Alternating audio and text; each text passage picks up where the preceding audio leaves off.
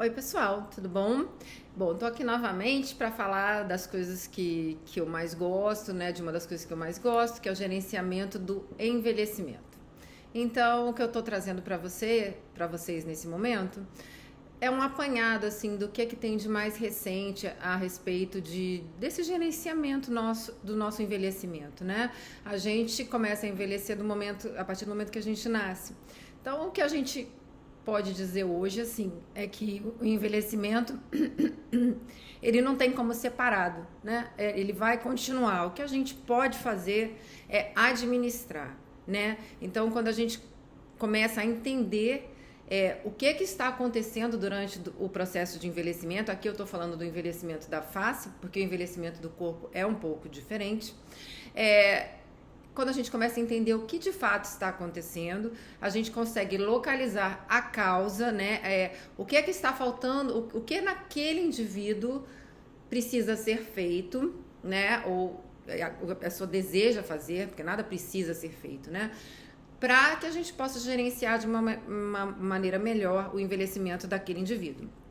Então, o envelhecimento, gente, ele vai acontecer de maneiras muito diferentes para as pessoas.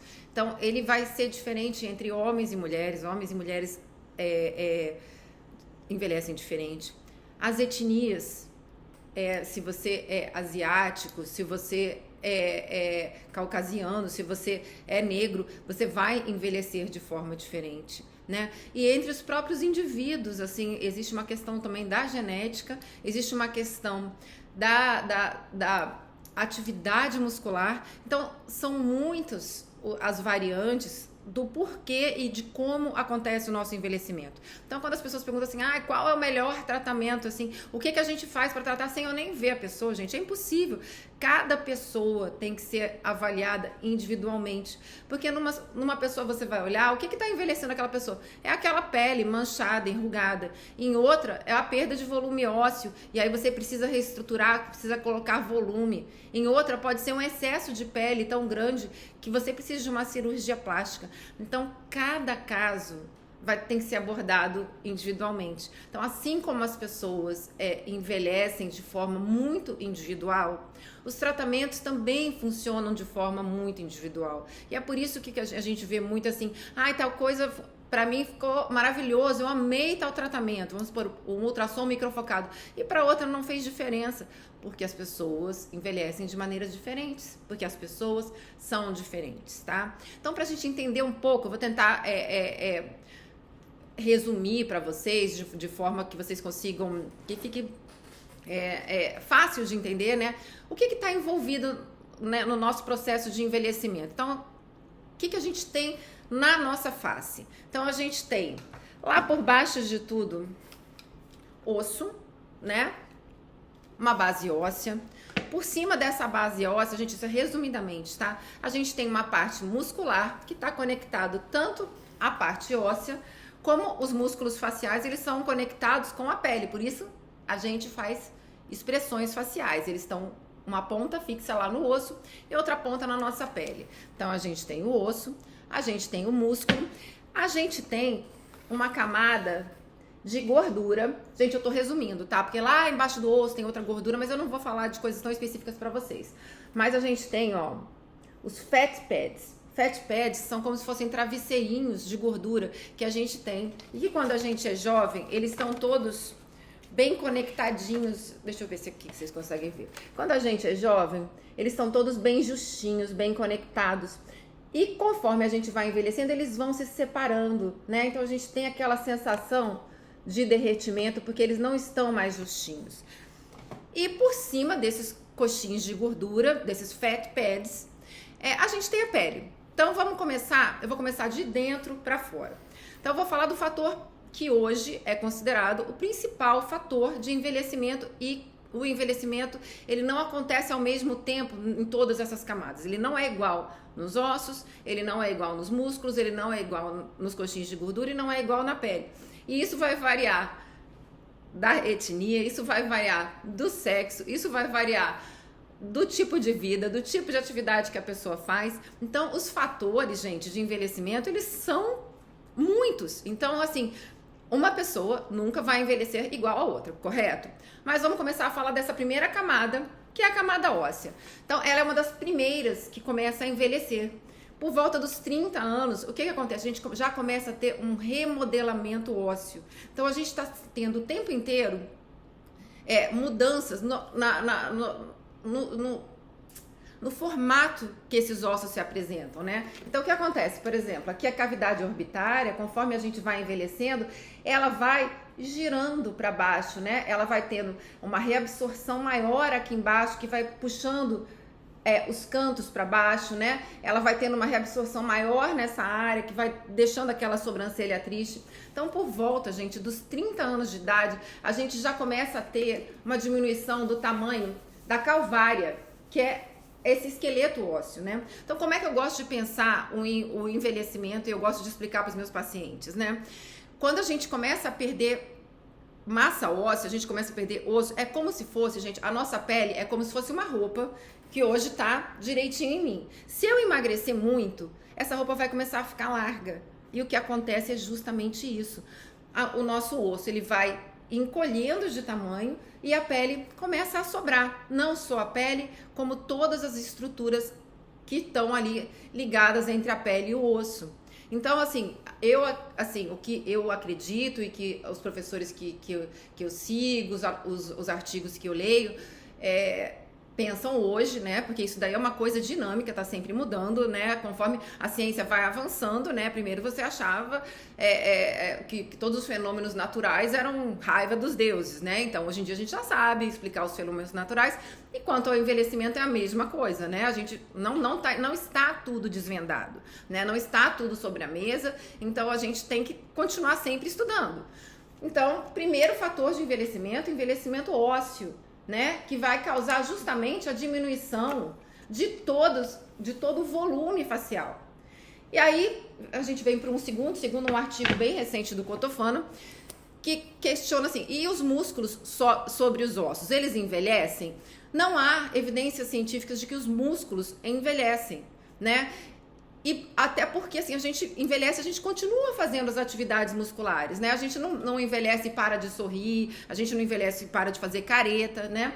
Mas, na verdade, não existe provas ainda de que essa musculatura facial envelheça, nem nenhuma prova científica de que exercícios faciais para a musculatura facial causem algum bem. Não há evidência científica nenhuma, pessoal, tá? Diferente de você fazer um exercício de musculação, onde você coloca peso, né? E aí você vai tendo um aumento daquele volume muscular, a gente não tem como fazer esse tipo de exercício no rosto, né? Porque uma pontinha do músculo tá grudadinha no osso e outra tá grudadinha na pele. Então, não tem. Então, vamos falar das coisas que hoje são sabidamente que funcionam. Até o momento, não existe nenhuma comprovação de que mexer com essa atividade muscular da face possa melhorar o processo de envelhecimento, tá? Acima do músculo nós temos os coxins de gordura. Lembra que eu falei pra vocês que são os travesseirinhos de gordura? Então, esses de fato a gente já sabe que existe mudança com o envelhecimento. Eles diminuem de tamanho. Então é como se fosse um travesseiro, que no começo ele tá bem fofinho, bem gordinho, e ele vai murchando. Isso você soma a parte óssea que vai diminuindo, os travesseirinhos eles vão murchando, então como você tem menos estrutura, né, como se o estrado dessa cama, né, ele já não tá mais do mesmo jeito, ele ficou um estrado menor, esses travesseirinhos eles começam a cair para os lados, né. O Cotofano ele fez uma analogia que eu achei interessante também, eu gosto muito de falar da roupa que fica larga, mas ele fala de uma mesa, você tem uma mesa redonda e a toalha não chega no chão, só que essa mesa ela vai diminuindo de tamanho. E daqui a pouco a toalha está arrastando no chão. Não é porque a toalha cresceu, é porque a estrutura da mesa diminuiu. E aí a toalha começa a arrastar no chão. Então, a gente tem de fato, já se sabe hoje, que os coxins de gordura também vão envelhecendo. Eles não só diminuem de tamanho, como eles se deslocam, né, por conta dessa diminuição óssea. E acima dos coxins de gordura, a gente tem a pele, que vai envelhecer de forma mais Diferente ainda, porque a gente ainda está sujeito ao meio ambiente, né? Se vai ter envelhecimento solar, se não vai ter envelhecimento solar, né? Se a pessoa se expõe muito ao sol, se a pessoa pratica atividade física muito intensa, que causa o estresse oxidativo, né? O estresse oxidativo, ele produz espécies reativas de oxigênio. Eu não quero entrar em coisas muito específicas, mas o excesso de atividade física envelhece também. Então, essa parte de fora, né? Ela é muito mais sujeita ao meio exterior, né, ao tipo de vida que a pessoa tem, do que as outras, né? Então, assim, você não vai ter mais ou menos diminuição da massa óssea craniana por conta de se você tomou sol ou não, mas a sua pele vai. Entre essas estruturas todas, a gente tem outras coisas, a gente tem fáscias, a gente tem ligamentos, né? Elas estão todas conectadas, elas não ficam soltas, né, deslizando ao bel prazer pelo nosso rosto. Tudo isso tem ligamentos, né, juntando, né? Então, como se tivesse uma cordinha que liga a pele à gordura, uma cordinha que liga a pele ao músculo, uma cordinha que liga o músculo ao osso. Então, assim, é tudo muito complexo. Juntando com isso, a gente tem a força da gravidade, né? Então, assim, são muitas as variáveis. E para a gente poder auxiliar no processo de gerenciar o envelhecimento, primeiramente a gente tem que olhar para a pessoa e entender o que está envelhecendo essa pessoa. É a pele dela que está envelhecida? Ou ela realmente teve uma perda dentária, que ela perdeu volume nessa região e aí ela tá com aquela boquinha fechada e caída aqui, ou ela perdeu muito volume ósseo na mandíbula. Ó, no meu caso, o que eu vejo? Eu vejo isso aqui começando a descer. Então, onde eu vou tratar? Eu vou tratar aqui, né? Onde eu vejo que eu já tenho uma perda óssea, né? Então, na verdade, não é nem tratar, né? A gente, os procedimentos são coisas pra gente atenuar, pra gente disfarçar, são truques, né? Que a gente vai fazendo pra gente poder gerenciar, pra que a gente se olhe no espelho e se veja melhor, que a gente se sinta melhor, né? Para o homem é uma coisa até mais aceitável socialmente, estar todo enrugado. Com a mulher existe uma cobrança muito grande. Eu não sei nem se a cobrança é externa. Às vezes é uma cobrança interna, né? Tipo assim, ninguém me cobra externamente, mas eu quero estar bem, eu gosto de estar bem, eu gosto de olhar no espelho e ver a minha melhor versão, mas eu gosto de olhar no espelho e ver a mim mesma. Eu não gosto de, tipo assim, a mim não agrada ser uma outra pessoa. Então eu procuro gerenciar o meu envelhecimento de maneira que eu continue sendo eu mesma, que eu não perca as minhas características. Isso tudo são opções pessoais. Eu não estou fazendo juízo de valor sobre se o certo é você modificar a pessoa, o certo não é.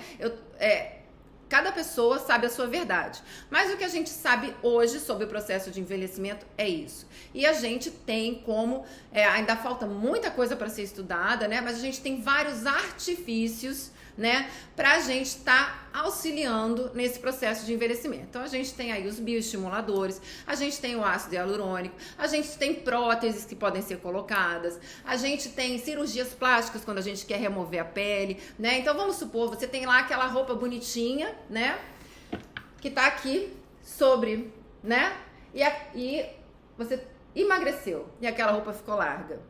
Então, o que a gente pode fazer? Você pode engordar de novo, né? O que seria engordar de novo? Seria a gente injetar volume nessa face. E tudo isso tem que ser pensado, né? Porque assim, o quanto emagrecer, o quanto de volume eu posso colocar, né? Então, se a pessoa tá toda caída aqui e eu quisesse, tipo assim, não, eu preciso esticar essa pele, ela vai ficar do tamanho de uma bola de futebol? Aí a gente tem que pensar cada caso individualmente, porque para algumas pessoas recolocar um pouquinho de volume vai resolver. Para outras, a gente teria que colocar tanto material que a pessoa vai ficar disforme, vai ficar com o rosto enorme. Então essa pessoa deveria fazer o quê? O que você faz com essa roupa larga, né, que não tá te servindo? Você vai cortar, você vai mandar ajustar. Aí você tem ali a cirurgia plástica para auxiliar, né? Quando você tem uma sobra, um excesso de pele. A gente tem os peelings de retração, né? Então a gente tem o peeling de ata e o peeling de fenol, que eles dão uma retração da pele. Quando eles fazem essa retração da pele, você ajusta um pouco essa roupa, você ajusta um pouco essa toalha de mesa e ela fica melhor. Eles são muito legais para a área dos olhos. A gente tem muita coisa para ajudar. A gente tem os dispositivos eletrônicos, né, os lasers, os ultrassom microfocados, que eles vão estimular o osso, que eles vão fazer um processo, né, de calor, e o calor estimula a contração tecidual. Então a gente tem muita coisa, mas o principal, gente, é o diagnóstico, é o profissional estudar e ser capaz de entender o que é a falta daquela pessoa, porque isso é muito individual. Cada pessoa vai envelhecer de uma forma diferente. Então a fórmula, às vezes eu recebo perguntas assim: "Ah, eu quero fazer esse tratamento que você fez nela. Quanto que custa esse tratamento que você fez nessa pessoa?" Gente, você não é essa pessoa. As pessoas são diferentes. Então, o procedimento que pode ter resolvido o caso da Maria não vai resolver o caso da Silvia. Entendem? Então, assim, fio de PDO é bom, é ruim? Fio de PDO é ótimo, mas tem que ser bem utilizado. Você tem que escolher o caso, né? Então, o que eu queria passar para vocês, assim, em termos de que tem de mais atual, o que se sabe hoje, é isso, né? Eu estudo muito, assim, todo dia quando eu venho do trabalho para cá, eu tô ouvindo podcast, eu tô ouvindo live, eu tô ouvindo discurso de congresso, eu tô, sabe, estudando o tempo inteiro. E isso é o que a gente sabe hoje, né? Que a gente tem que olhar, entender que são várias camadas, né? Em quais camadas a gente pode agir, fatores exteriores essa pessoa está exposta, né? E o que é que vai ajudar essa determinada pessoa. Então não tem fórmula. Não tem fórmula para o Botox. Vamos colocar um W aqui, isso vai resolver o problema de todo mundo, um ponto aqui, um ponto aqui. Não existe. Não tem fórmula para bioestimulador, não tem fórmula para fio de PDO. O que tem é estudar e entender o que está envelhecendo aquela pessoa, como ela está envelhecendo, como o ambiente está agindo, como a alimentação e a suplementação ou a falta de suplementação estão melhorando ou prejudicando todo aquele processo. Então, são fatores muito interligados, muito interconectados, mas que a gente está caminhando, cada dia a gente tem mais ferramentas para a gente poder fazer esse processo de gerenciamento, tá bom? Espero que eu tenha conseguido me expressar. É difícil, eu fico tentando pegar coisas muito científicas e traduzir para vocês, mas se ficar alguma dúvida, vocês deixam aí. Deixem seu like, compartilhem esse vídeo, se inscrevam no canal, blá blá blá blá blá. Tá bom, pessoal? Um beijo grande, ótima semana para todo mundo, porque hoje é segunda-feira.